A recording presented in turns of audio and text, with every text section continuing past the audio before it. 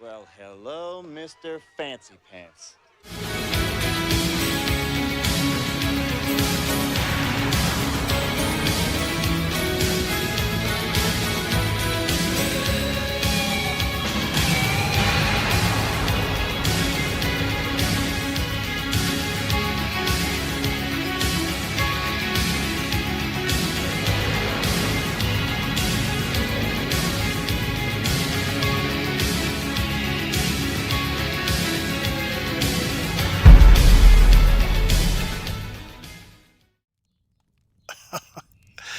It never ends, does it?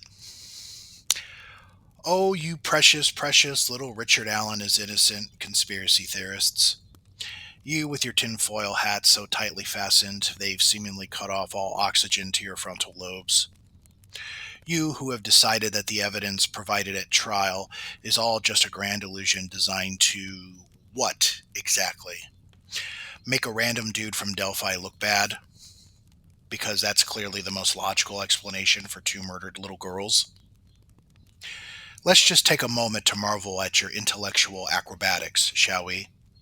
You looked at all the irrefutable facts, the confessions, the evidence, the timeline, and somehow, through a truly heroic feat of mental contortion, you've arrived at the conclusion that Richard Allen is a framed saint as you point to old man Ron Logan and a group of Odinists with such grand connections that it spanned to the prison where Richard Allen was held.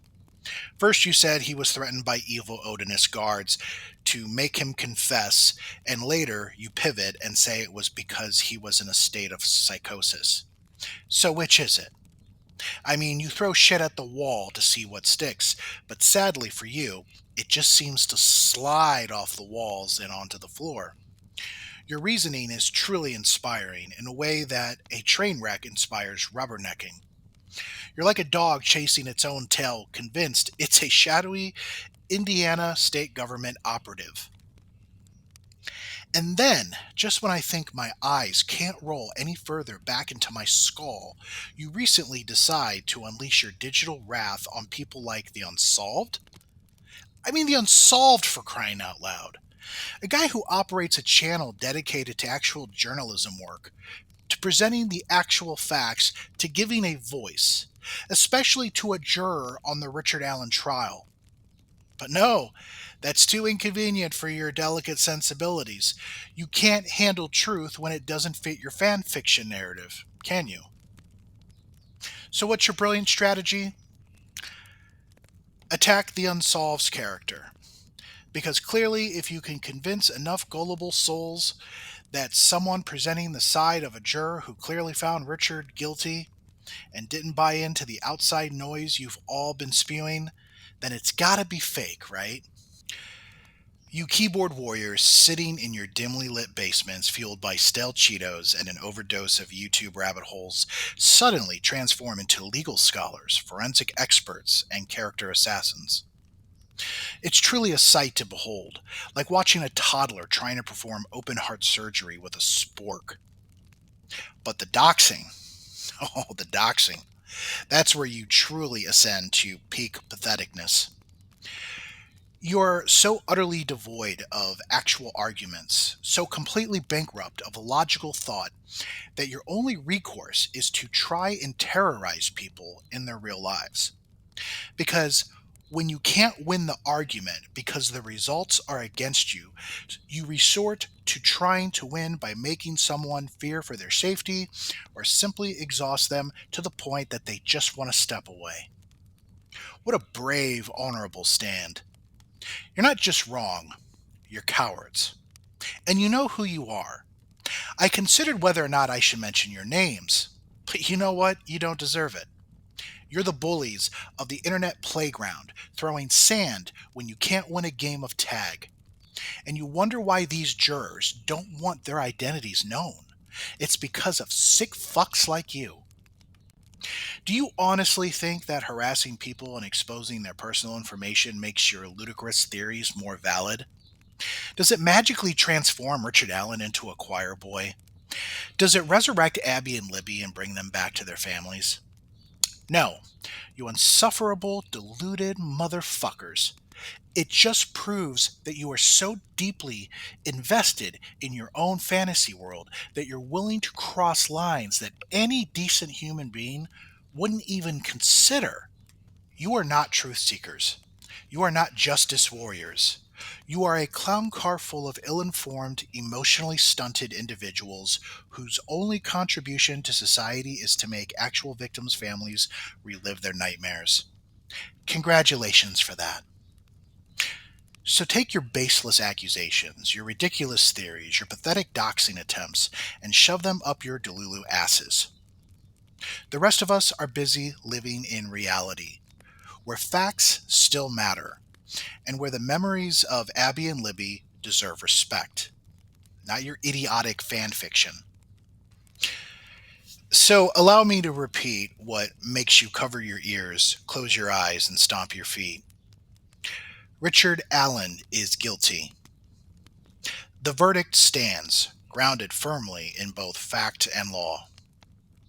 No amount of performative crying, relentless bitching, pathetic pissing, or ceaseless moaning will ever change that.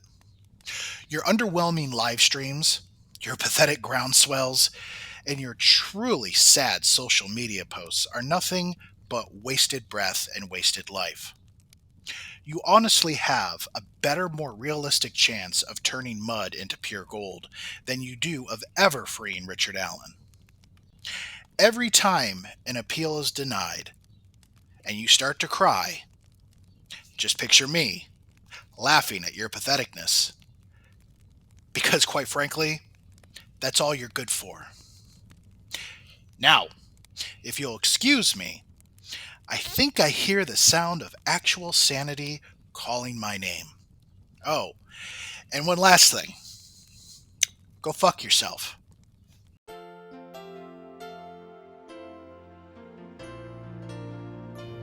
Can I talk like Buffalo Bill? It puts the lotion in the basket or it gets the hose again. And the thing is that Rick, of course, doesn't know, and I don't think Kathy knows or understands what they have to thank me for. You know, I have been the leading voice out here talking about him being innocent all this time at great personal cost. I didn't have to do any of this.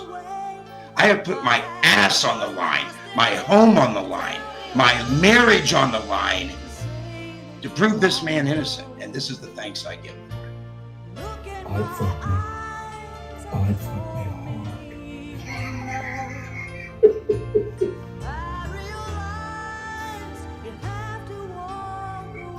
Doing the old tuck.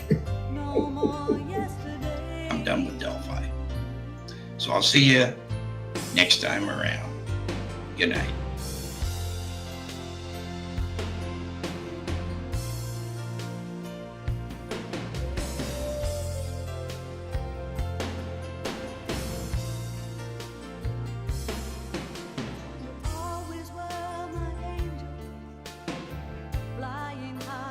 Here comes Bob. What? What did he say? Guilty on all counts? He said guilty on all counts. Guilty on all counts. We all Richard Allen. All of us. You pieces of shit got to the jury, didn't you?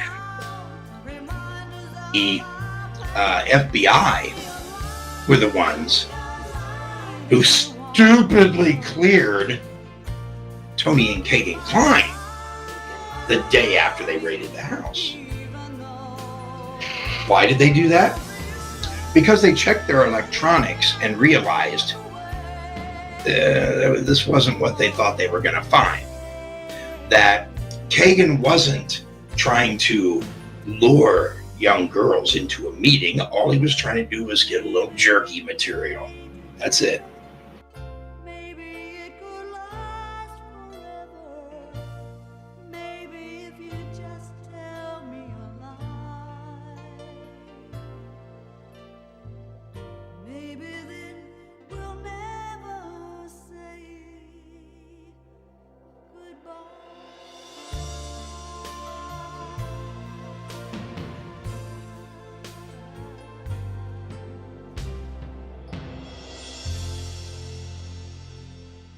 I'd fuck me. I'd fuck me hard.